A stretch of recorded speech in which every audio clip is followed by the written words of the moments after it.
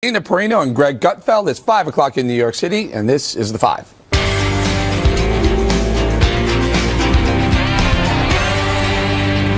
The president-elect has already saved over 1,000 jobs in America. Ford, Carrier, a $50 billion Japanese investment. And just yesterday, IBM pledged 25,000 jobs, American jobs. In the aftermath of Mr. Trump's promises to reduce taxes, roll back regulations, and make America a business-friendly place again, the president-elect pledging to create a whole lot more when he gets into the White House.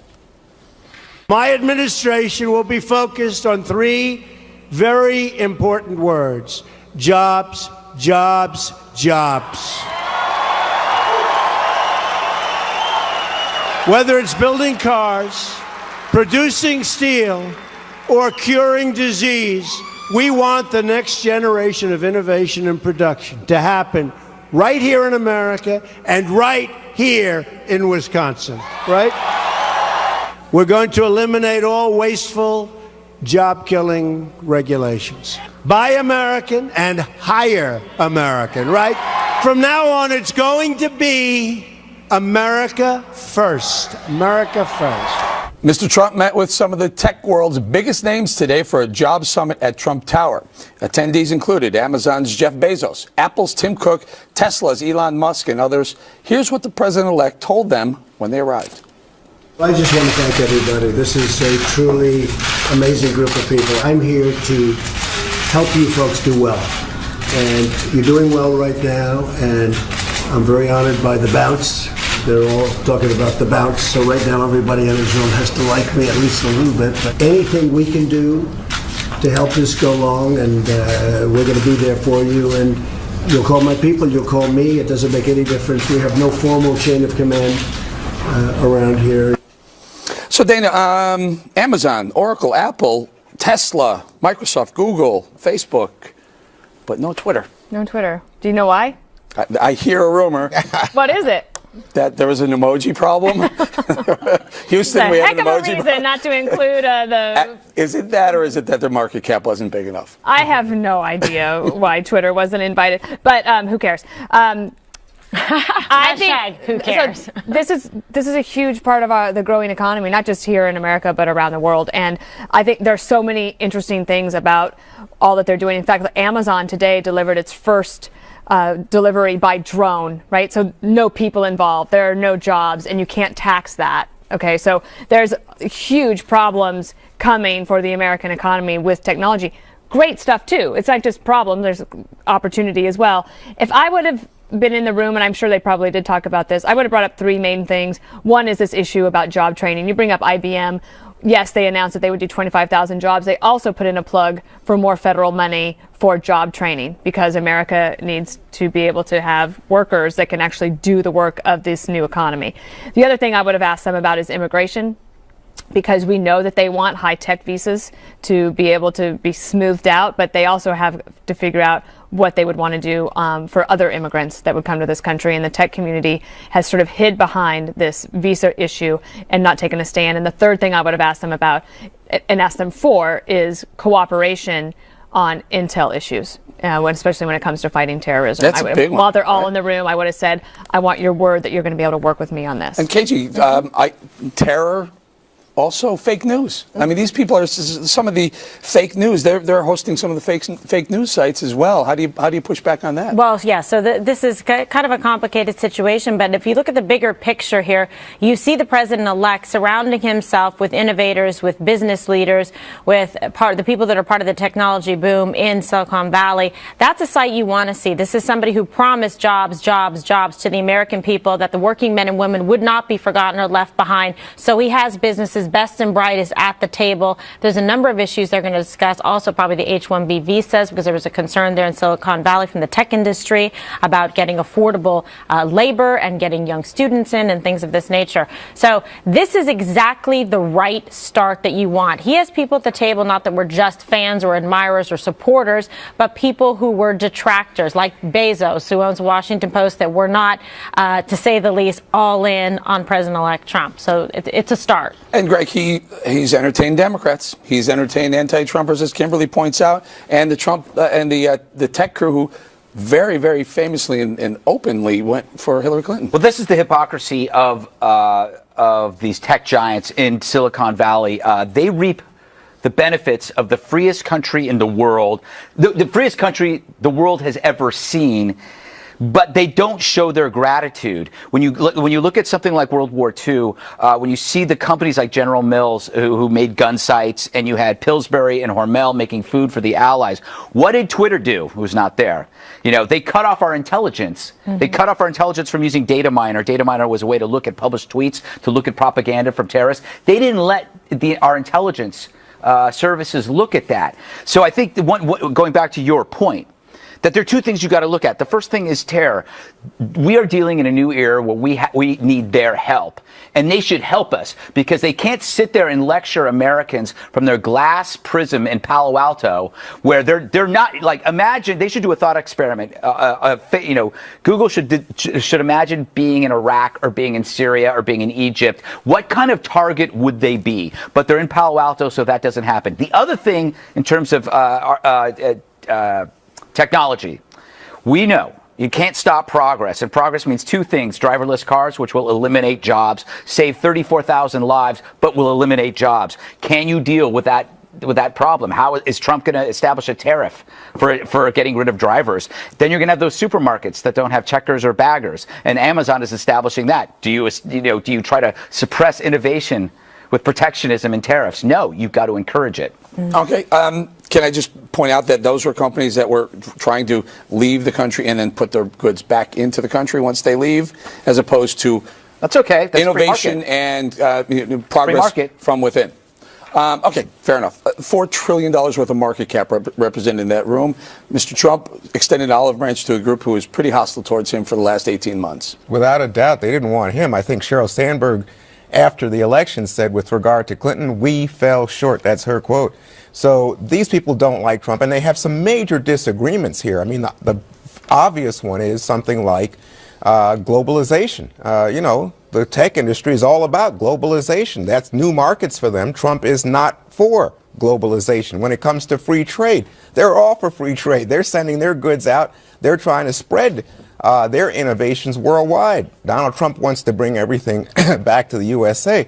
So they're at odds. And I think when it comes to the terrorist business we were just talking about, again, they're at odds because it's not just terrorism. It's also things like creating data registries that have to do with making it possible for mass deportation, also making it possible for religious concerns about Muslims or any of these other issues that I think that the tech industry is going to be very uncomfortable with. But no one's asking them to do that. Yeah, well, I see, that's the fear on the part of the tech people, is that when they go at something like cooperating with the government, that they then get into a position where they can not only scan your emails to see if you're talking to somebody, but that they also say, hey, you know, that Greg Gutfeld, we have suspicions about him, and pass it on to the government. See, they don't want to be a tool for the government. This is something we talked about quite a bit, and frankly had some heated discussions about it, that the government was tapping Google and Facebook and Twitter and data mining their data over the It was published data, though. It wasn't private. No. No, the data miner, Google stuff, the Verizon, Twitter stuff. He's talking about the NSA program. Yeah, the NSA program where they're actually talking about taking data miner, which is different. Yeah, I was talking about data miner. Right, but the point is, should they work with? I mean, look, if they were working with the Obama administration to that degree, should they do it with the Trump administration? In fact, the Obama administration put pressure on them to come to Greg's point to say, if you are able to help us find terrorists, you shouldn't be holding back. That pressure is there. The question is, how far is Trump willing to go, and is he willing to punish them? Well, this is a very interesting concept now, because if Trump is a non-interventionist and has pushed against the Fourth Amendment violations that I think the NSA was perpetrating on America for a long time, will he say, no, we're not going to request that same type of access? Oh, I think he is, because he's anti-Snowden, from what I can remember. Yes. And he's anti-ISIS. What got Trump elected, aside from rebelling against the PC, was his pro-terror stance, his ability to say radical Islam. We needed to hear that. He's going to have no truck for people saying, I'm worried about, offending people's, rights. And back to the NSA stuff. Yeah, there's a lot of people who believe that wasn't a violation because they were just data points. We don't know who they were. They were just phone numbers. Yeah, but they were Americans. Yeah, it was a blanket, right? It was a blanket. So It's addresses. just like going to the post office and say, I'm going to open your letter, right? No, because you're not opening it. No, you're not but you reading could. it. But you get the addresses, and the next step, this is like the elephant's But nose if you on- go the to get a camel's warrant, nose then on you the can do tent. that. Yeah. Right. Well, If there's you, ways- right. Yes, but there's it's system of warrantless checks and stuff. balances in place to be able to do certain things. But for example, let's go back to San Bernardino, where we had the Apple terror phone. attack exactly in the Apple phone and all the pushback, the legal, documents that had to be filed, motions before the judge, trying to twist the arm of some of these tech companies to do the right thing, to try to say, let's prevent terrorism on U.S. soil, when we have these people that have been radicalized or acting on behalf of ISIS or other groups that would seek Absolutely. to destroy So our way but of the life. key- the So key- that is part of his... But that's consistent, though. Right. Well, it Whereas is where consistent, but the becomes point is that is inconsistent part of when the it's intelligence when you're piece data and mining intelligence gathering. when you're data mining a group, not because you have a specific threat or feeling that there could be a specific threat or anyone associated with that threat. Right. That's Find the a difference. needle in a there's a way haystack. to You do need it. a haystack. You do. But so one last point And then on you this, look for which data points. has to do with something that's so central to Donald Trump's rise in American politics, which is immigration. These folks want more immigration. Donald Trump says no. Now, the question becomes, well, who benefits when you have high tech able to bring in more people from around the I world? think Donald Trump's. Yeah, I don't I think know he's that. supportive of more high-tech visas. Well, that's the question, because the high tech visas benefit a very small slice of highly trained people. But and if the they question, are and there's creating lots new of, technologies that That's help right. That's the improve argument. lives around the world, Right. then One that's- other But the argument. counter argument, There's one other hang on a argument, second. though. The is that counter, they're legal. what? It's that they're legal. They're here legally. No, but they're Whenever limited. If They're you H-1B limit the number, visas. that's the That's counter what I'm pressure. saying. You're But right. but I the know. counter- I'm trying to tell why. They're H-1B visas. Trump didn't push Yeah, I back know. against legal immigration and No. legal visa being here legally on a visa. No, He's the pushing back question is against how illegals. many, and there are limited numbers of H-1B visas available. They want to increase that amount. Will Trump go along? Right. I know what you're and saying, don't forget, because he wants jobs here for unemployed Americans to This be is able my to, point I'm to trying to factor make. into the workplace. the point I'm besides trying to make H-1B is what visas, you people see coming is in. it's a very limited slice. And so people who are in this country, and I particularly point out minority groups in this country, have not benefited, do not participate in the high tech. Is President-elect Trump willing to say to them, oh, do more for these kids who have some ability but aren't getting into high tech in the USA? They're wrapping us. Quick thoughts. This is a great opportunity for the Republican Party to be the party of science, innovation, and technology and progress. Tariffs and protectionism is part of the past. Dana? And I would say for foreign students that come here, if they do get a degree here in America and they want to work in America and I'm all participate for it. in our economy, that we should allow them to do that. Absolutely. And allow them to bring their families here as well. But that kind of immigration is helpful. But don't build But clocks. you know that I am sensitive about the lower income build people. clocks. So Don't build No, that's- clocks. we're all- If you start building clocks, We send you Right, back. bowling, but a lot of the people there in that group are for open immigration and wanting to increase the number of H-1B visas, where, from what I understand, President Trump wants to say, well, if you're going to increase that number, then perhaps you should be required to pay them a higher wage, so then it encourages people as well to provide jobs for Americans who are unemployed and seeking to be and part that's of where the labor money for force. job training comes in. Okay, we got IBM rapping. We're getting wrapped in my ear. The stage managers are rapping me too. The days of political correctness in America are coming to an end. President-elect Donald Trump made that crystal clear during his speech last night in Wisconsin. His PC war. Next. in a town hall, Bernie Sanders claims Donald Trump won because people got sick of political correctness.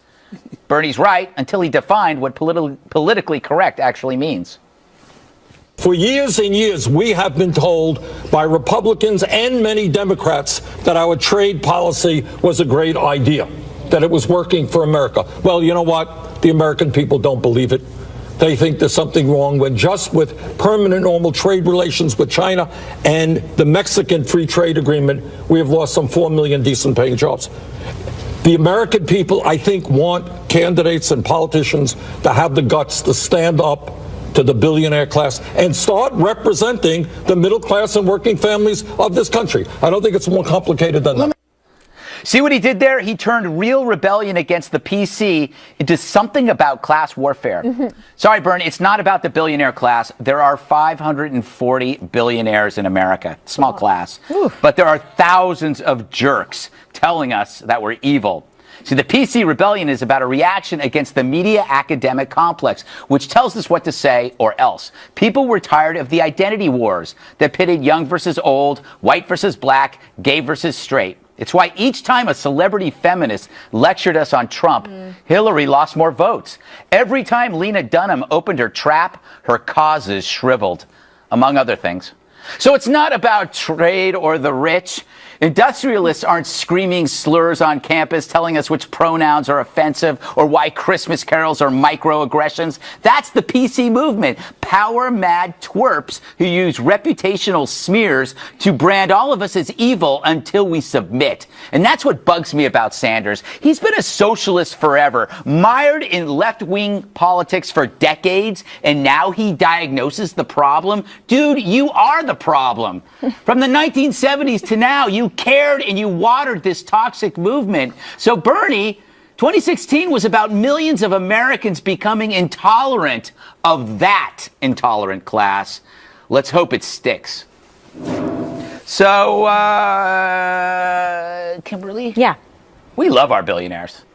Oh, we do. We do. Oh, we do. We do. So he's talking about billionaires. No, it was about people just got tired of the left-wing PC smears. Everybody being called racist. Well, everybody being called bigot. Yeah, absolutely. And finally, they felt that someone was hearing their voice, where they didn't want to be taxed into oblivion, into poverty by the Obama administration, by the Clintons. And they wanted to stop this. They wanted to stop the grab on their future and their security and what they wanted to do to provide for their families. And they said, enough is enough. You can mock us, you can call us deplorables, you will not take our voting ability away, and we will show up in record numbers to be able to defeat these socialist policies that have been proffered in this country to absolutely no success. You know, Juan, I'm going to play a little bit of Mr. Trump talking about how he's going to change things.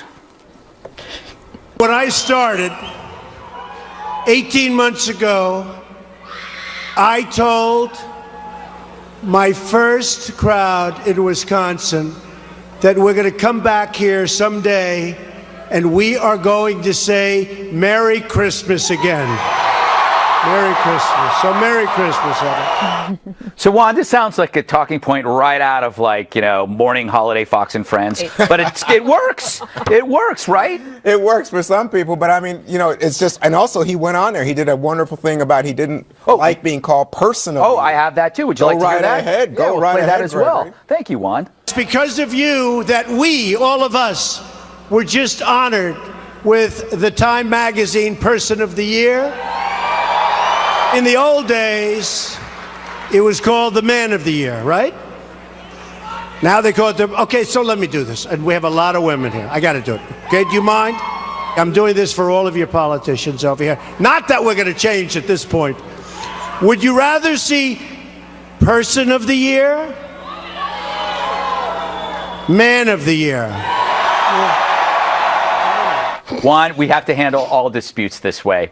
Yeah, go to a rally. Yeah, go to a rally and have Trump's supporters. That's great. Have his bench scream. That's why he won. Yeah. Oh, that's why he won? I don't think so, but I think that he spoke, and this is where we go back to Bernie. I think this stuff about Christmas, the stuff about Man of the Year, Person of the Year, it's small ball. Yes. But I think it satisfies the culture wars instinct in some people, especially on the right. Is it small ball, or is it, Eric, Wait, let me finish this thought. Let me finish this thought before you go to Eric. Because I think the big ball picture, the real game here, is what Bernie's talking about, which is too big to fail. Oh, you know what? I think even the small ball people are mad at Wall Street for screwing the working guy in America. What Bernie was talking about was breaking the trade agreements, which No, Donald Trump ran on. That's what he said. No, he's talking about bringing manufacturing jobs back to America. But who benefits, Eric? It's the hedge funds who decide, hey, you know what? We can make more money with cheap labor Actually, overseas. Manufacturing across the board benefits. Yeah, but who is the investors? Who are the investors that took comment on this? You kids these days. So who are PC? Politicians are PC. Who are not PC? Military, and business people. What does Trump proceeded to do? He put 3 generals in. To the left's chagrin, they say too many generals. They're not PC. This is great pushback. And business leaders. He's got Wilbur Ross. He's got Rex Tillerson. He's got the CEO of Carl's Jr.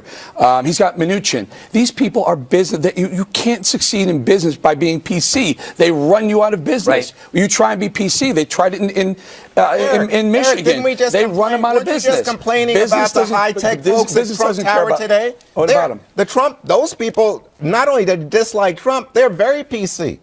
Oh, yeah, there is a handful of people who are PC. I'm just telling you, a lot of people in the military who say, let's bring the gays in. And I don't see any of those people in the cabinet. Oh, well, that's right, because it's all military and big business and zillionaires. I can't understand how they're supposed to represent the working class in America. Picking people who are the best for the job. Has anybody got a problem with that? Yeah, because they're not the best for the job. They're the richest. All of a sudden, the best equates with the richest? No, that's not what I said. Dana? The people that are doing the job in the most effective way, that have the most to offer the country, that's who you choose, who is best suited, not like picking winners and losers for political favorites. People who actually know something about housing are selected to run the housing department? Oh, now you're dissing your friend? How charming. With friends like Juan, who needs enemies? You say the best people. Dr. Ben Carson, your close friend. Oh, how about let's pick somebody to run energy Sorry, who's not only never run the energy, anything that would do with energy department, but who says he wants to dismantle it and can't remember that he said that he wanted to dismantle it. Well, it's good to have a critic in charge of a critic running something makes that something better. Dana, that's what I've been saying for decades. I think we're out of time. Yeah, we are. But I wanted to ask you a question. I celebrate the death of the PC, but we know it will resurface because socialism returned its progressivism. I also think it was a reaction against hypocrisy because Bernie Sanders, who's been a lifelong public servant after he decided to get a job when he was 40 and run for mayor, just bought his 3rd house. Yeah. So the class warfare is a little bit hard to swallow. Yeah, class warfare got him rich. Old Bernie in his little red car. Not red just for color's sake, you know what I mean? Commie. All right. Up next, new developments on the Trump transition. The president-elect spent some time last night defending his controversial nominee for Secretary of State. Hear that ahead. President-elect Trump's in the final stages of forming his cabinet, and he's just tapped another former rival for a big position. He chose former Texas Governor Rick Perry to be his energy secretary. Last night, the president-elect defended his pick for Secretary of State, ExxonMobil CEO Rex Tillerson.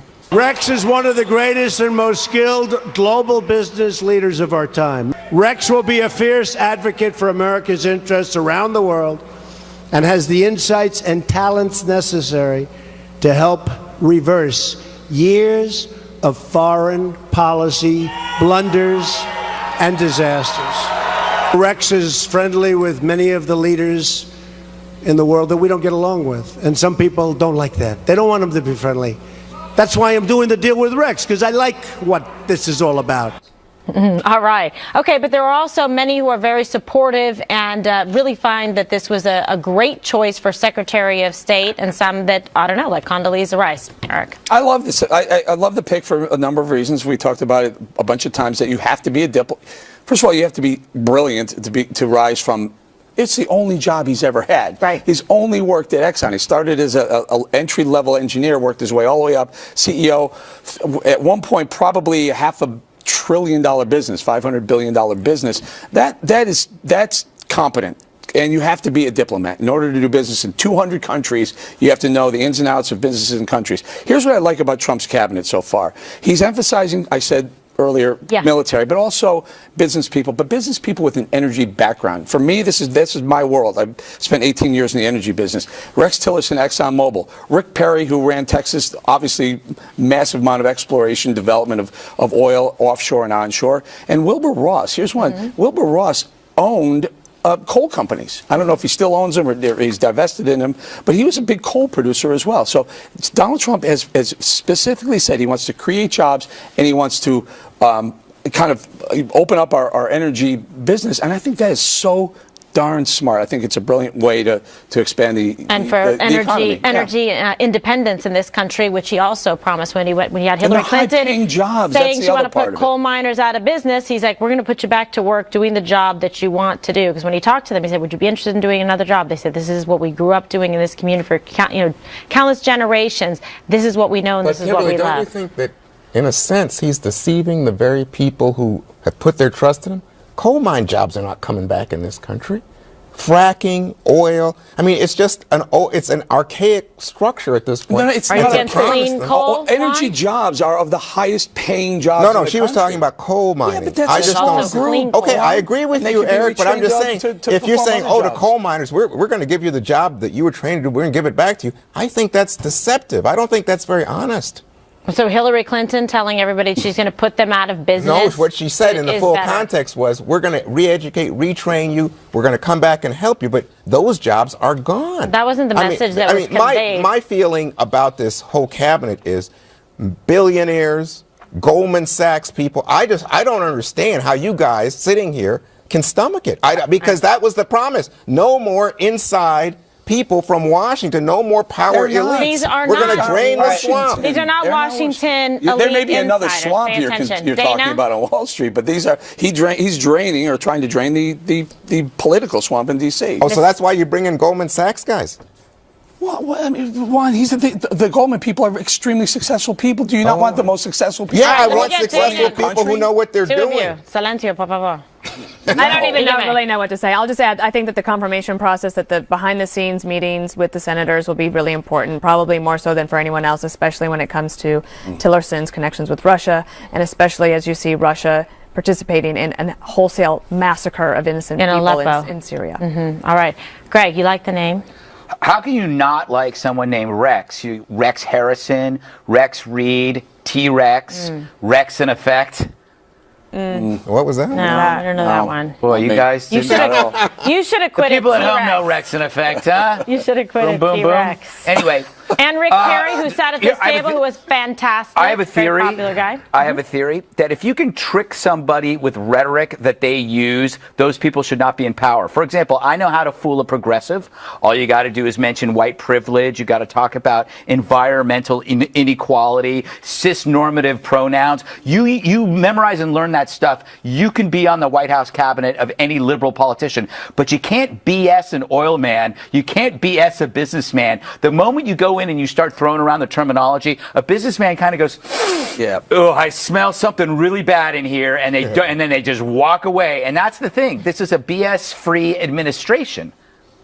I'm going to end it right there. You don't know what BS stands for, by the way. It's nothing bad. President-elect Trump held another thank you rally last night, this time in Wisconsin, the traditionally blue state he managed to turn red. House Speaker Paul Ryan made his first joint appearance with Mr. Trump.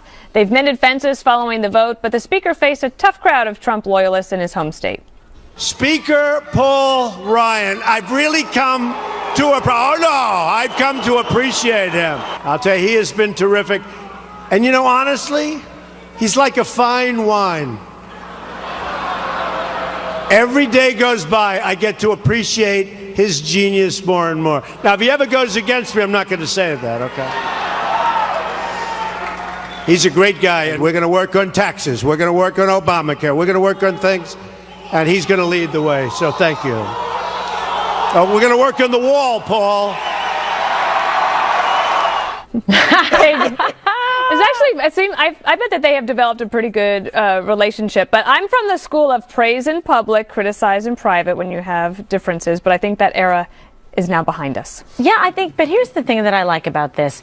They're, booing, they're upset because they are Trump loyalists. This is their guy. They brought him in a state that everybody said that he couldn't take. So there's a big groundswell of support there and loyalty to the president-elect. Fantastic. Then when they go ahead and they try to boo and, make remarks against the speaker, he steps in to say no, and that he's been great. And I think you have to be that person to defend and say the things specifically are going to work together to accomplish. And those are things that the Speaker Ryan cares a lot about Obamacare, about working on taxes, about working on budgets. Those are things that are passions of his that he's committed to do for the Republicans and for the country. So, well, speaking of Obamacare,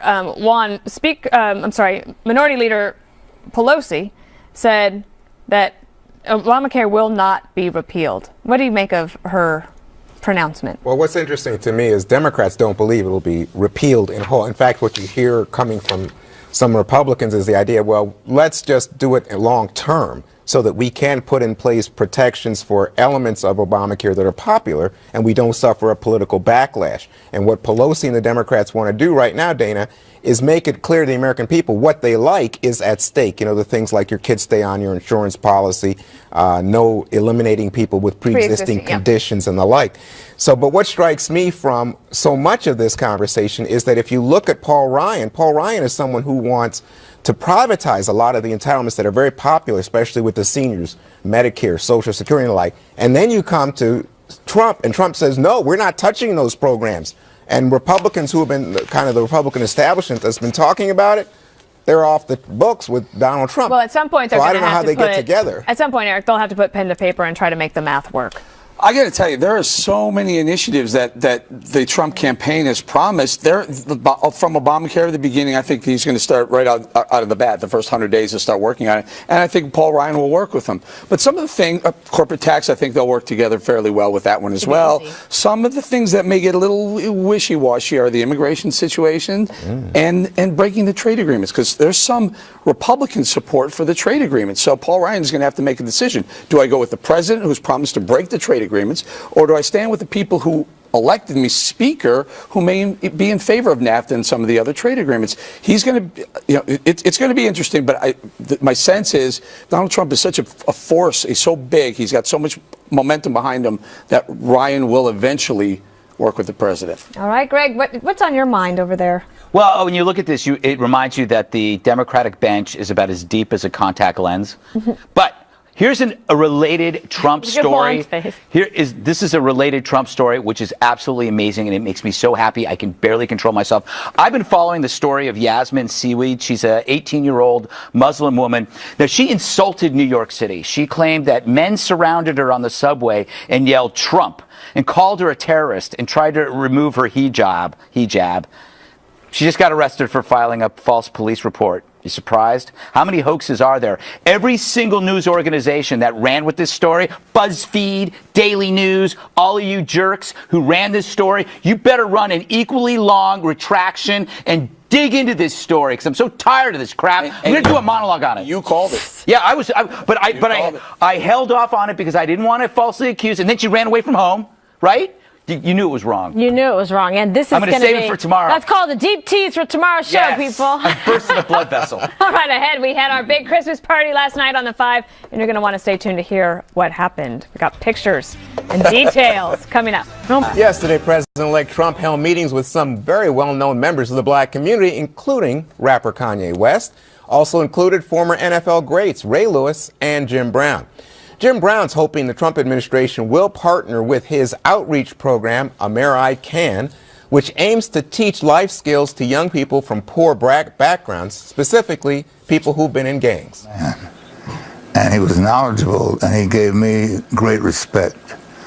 And I was so encouraged because, you know, his aides, they get what I do, and they've done their research. They understood AmeriCAN like you understand AmeriCAN. The American program. That's right. And they know that my big joy in life is to help people to make a difference in this country, and not to just talk about it. There are young black kids getting killed every day. Homicide rate is unreal. Nobody's talking about it.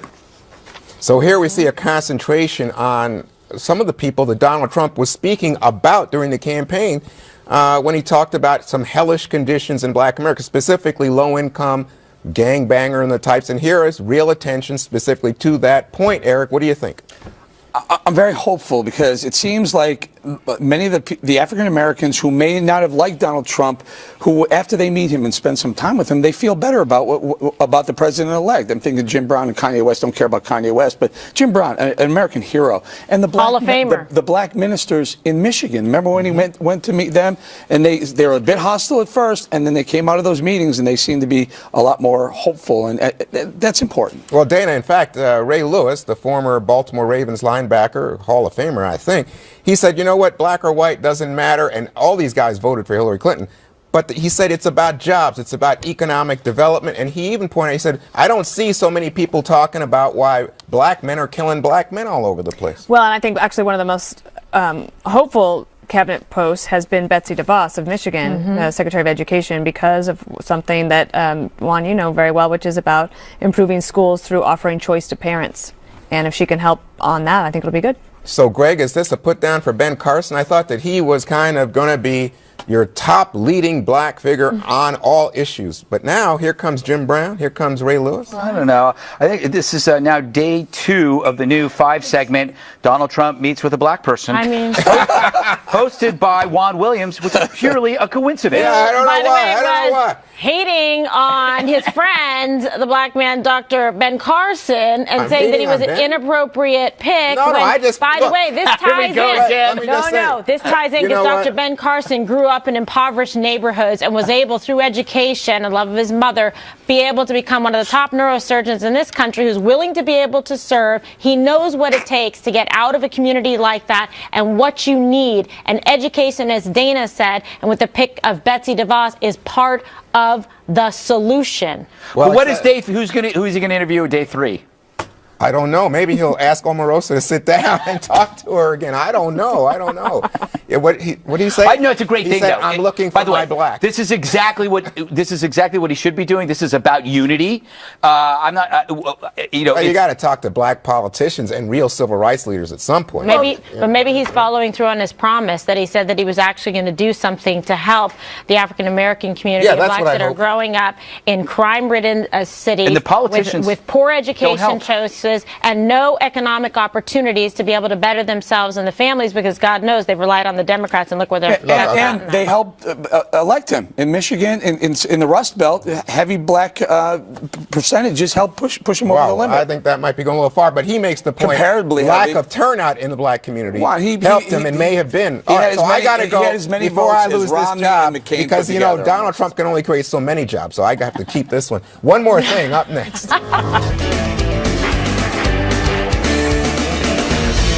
Tell you something. Time for one more thing. I'm going to start last night. If you missed the speech in West Allis, Wisconsin, hey, by the way, if you think we're going to win, take a listen. Our country's going to start winning again. We're going to win. We're going to win. We're going to win a lot. We're going to win so much, you're going to go to Paul Ryan, you're going to go, Mr. Speaker, please, please, we can't stand winning this much. I say, Paul, I'm sorry. I'm sorry. You have to go back and tell them we're going to keep winning and winning and winning, whether they like it or not. So what do you think? What are we going to do? Win. We're going to be winning. Winning and winning. Even you, Juan. that is good. Winning and No, winning. not I think I've got Greg's stomach. All right. No, it's a little lower. You're up. I love that's actually very funny. Win, win, win. I love it.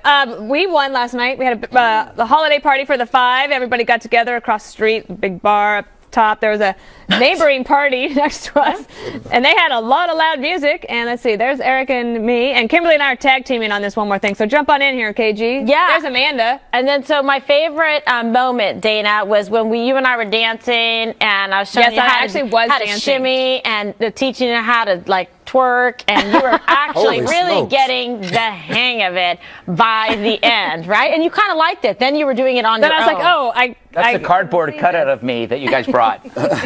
And then, Dana, you see there my fine posture. And then I tried to do this shot because I succumbed to peer pressure, but then shot it ski. didn't work On the because ski. I was too short and it went up my nose and down my dress. Can you explain what it is? It's a ski with 4 shots separated, and so the shot goes. So I haven't everyone done a does the shot at in the same 25 time. years, and I said, fine, I'll do it. But then I didn't even have to do it because I was so short. And then Greg I was left even in 5-inch early heels. I had to. because he had By the way, do you want to know why I had to leave early? Because I had to do the O'Reilly factor. I couldn't drink or enjoy myself, and I had to do the O'Reilly factor. Hey, why don't we throw to the clip of me on the O'Reilly factor? All right, Donald Trump just starting his speech, and is it Gutfellow, McGurk, or Trump? Who should we go to? Come on, people, vote. All right, Trump. You guys are fired. I'm offended. Let's go out to Wisconsin. Happy New Year, but Merry Christmas. I'm so glad. By the way, that I was did the O'Reilly factor. That was your best appearance. Exactly. By I the prepared. highest rated. Yes, it was. It And was. then I you- still got the rating. And then you left the Christmas party, And had then you sent us all explosive diarrhea. All right. No, but he sent it on an email. It's really so I had to announce it. All right. So You asked for it. No, I'm honest. Okay. Then you blamed us and said we made you eat the I got snacks. food poisoning. All right, that's it for us. Special report coming up right now.